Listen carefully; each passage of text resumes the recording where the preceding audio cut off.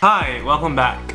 Today we're going to be talking about change of scenery today. I should come up with a series name or something like Train with Ace, Coach with Ace, Train with Coach Ace, etc. Today we're going to be discussing HIIT versus LISS. What are the main differences between the two, and basically what I do in terms of HIIT versus LISS in my routine and how I implement them into my training, and why do I implement one of the two in my training. Spoiler alert, I implement LISS into my training a lot more than HIIT. Before I get into that, let me just break down the difference between the two. Let's just start with HIIT training. High intensity interval training.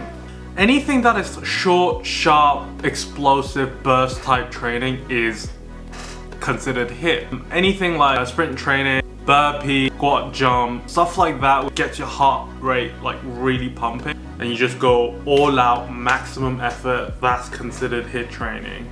The time frame of like a HIIT workout normally range like 15 to 20 minutes, so it's very efficient and you do burn a lot of calories in these 15 to 20 minutes, but you have to give it your all, maximum effort. LISS training, on the other hand, low intensity, steady state, relaxed, steady pace cardio. Your slow jogging, your steady pace cycling, very steady pace non-competitive swimming, like stuff like that will fall like low intensity, steady state. Time frame will generally vary, but roughly 30 minutes to 60 minutes should do a pretty good workout.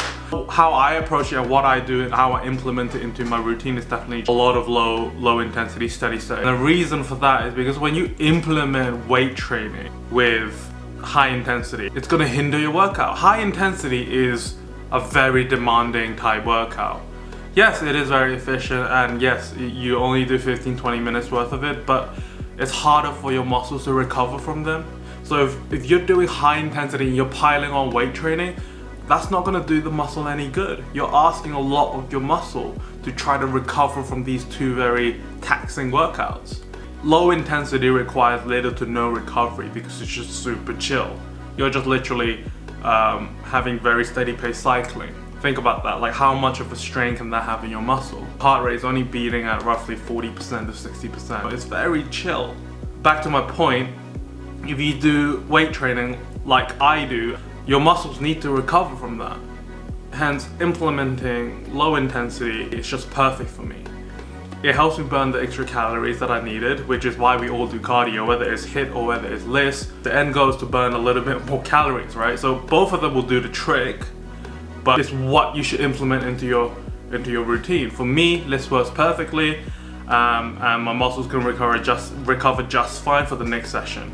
But some people might be okay with it. Some people might be like, hey look, I love doing my weight training, but I can handle a HIIT training as well. My muscles recover just fine and I'm lifting just as much the next day. If you're in that category and that works for you, go for it.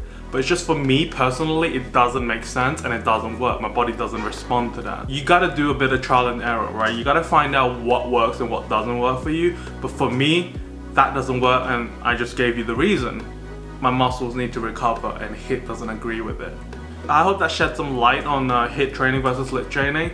Again, that's my take on it, that's my advice. From my experience, what I've done is basically my review on the two. I hope you guys enjoyed that video. I hope you found it useful. If you did, please drop a huge like and comment, subscribe to the channel for future content. It's gonna help me out a bunch and I really do appreciate it. So till next time guys, peace.